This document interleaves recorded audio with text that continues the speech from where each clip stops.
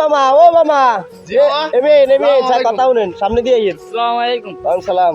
কি অবস্থা মামা, ভালো আছেন নি?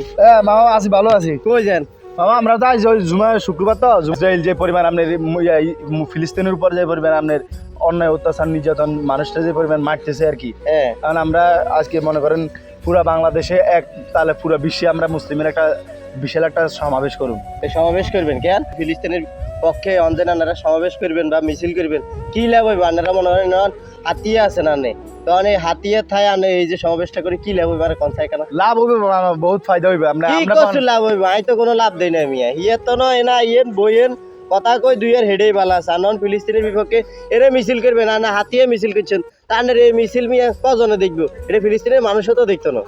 এটা দেখবো, এটা আপনার মনে করেন আমরা তো মুসলিম, হ্যাঁ। আর মুসলিমের এক মুসলিম আর মুসলিমের ভাই। তখন আপনি আমরা তো যদি মুসলিমের আপনি সবকিছু যদি যদি এক মুসলিমের ভাই হন, তখন এনে যদি আপনি মিছিল করেন কি লাভটা হইব মিয়া? হাও কামে সময় কাটান মিয়া, আর কোনো কাম খাই দেই কাম নাই মিয়া। আর এটা আপনার ভুল ধারণা, আপনার এই ধারণা ভুল। আর আপনি কইতো নাই তো মিয়া, আপনি জানেন নি এখন এই কোনো লাভ হইতো না। আপনি রে অন মনে করেন যে নেতামি করবে লাই কত গুণ এই ধরনের সমাবেশের ডাক দেয় এগুলো মানে নিজের নেতা দাবি করবে লাই, আপনারা যাইতেছেন এখন নেতা হইবে না। আর নেতা না মনে করেন আমরা যদি এটা যদি মনে করেন মুসলিমের বিপদ আপদে না থাকে তাহলে তো আমাদের ইমানও নয়, আমরা আল্লাহর কাছে জবাব দেন লাগবো। আরে মিয়া ইমেন আনার তো মিয়া বালা ইমেন আছে, আপনি হেন কইতে পারবেন নি?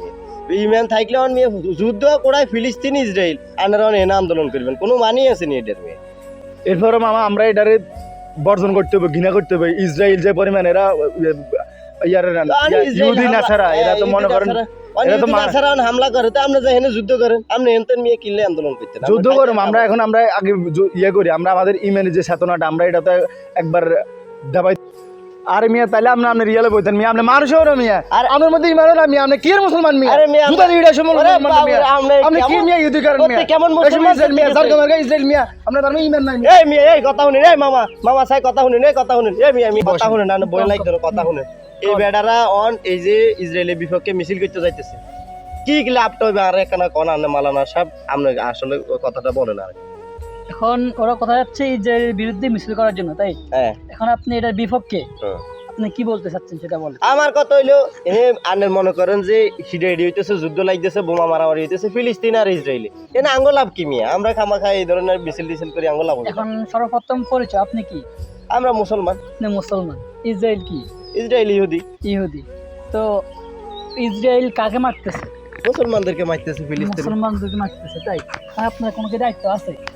আমার দায়িত্ব আছে, আমি মনে করেন এনতে অনাথ কোনো কিছু করার নাই, বুঝলেন? এটা বুঝিকবেন তখন আর কি আপনি শুনেন মামা, আপনি যেটা বলছেন যে আপনি মুসলমান, তাই এখানে বসে কিছু করতে পারবেন না, তাই বলে ওদের বিরুদ্ধে কোনো কিছু করবেন না। এখন দেখেন যদি আমরা এখান থেকে মিছিল করি, তাদের বিরুদ্ধে আমরা দাঁড়াই, তাহলে জাতিসংঘ যখন এটা দেখবে, প্রত্যেকটা দেশে মুসলমানরা তাদের বিরুদ্ধে মিছিল করতেছে, সমাবেশ করতেছে, যখন জাতিসংঘ দেখবে সারা বিশ্বে মুসলমান সবাই ঐক্য হয়ে তখন তারা ইসরায়েলের বিরুদ্ধে সমাবেশ করতেছে, মিছিল করতেছে, তখন তারা একটা চাপ ক্রিয়েট করবে। তারা যেন এই যে পণ্য বয়কট, ইসরায়েলের পণ্য বয়কট হেগিন করে কি হবে? আচ্ছা মামা, আপনি কোন জায়গায় আছেন সান? একটা রাষ্ট্রের মূল উৎস কোটায় তাদের অর্থ। হ্যাঁ এখন যদি আমরা তাদের পণ্যগুলো ক্রয় করি, হ্যাঁ তারা আমাদের টাকা দিয়ে আমাদের মানুষদেরকে মারতেছে। এখন বলবে কেউ মারতেছে, দেখেন আমরা তাদের পণ্যগুলো ক্রয় করতেছি, আর এইগুলা থেকে তারা এই টাকাগুলো নিয়ে তারা বোমা বানাইতেছে, বোমাগুলো মারি মুসলমানদেরকে মারতেছে। এখন আমাদের মুসলমানদের দায়িত্বটা কি? আমরা যদি তাদের পণ্যগুলো বয়কট করি, তাহলে তাদের অর্থনৈতিকের যে ঘাটতিটা চলবে, এই ঘাটতিটা হওয়ার কারণে তারা বোমা কিনতে পারবে না, মুসলমানদের অত্যাচার করতে পারবে না। এই জন্য আমাদের সকলের এক দায়িত্ব হলো যে আমরা তাদের বয়কট করব, তাদের প্রতিটা পণ্যটা বয়কট করব।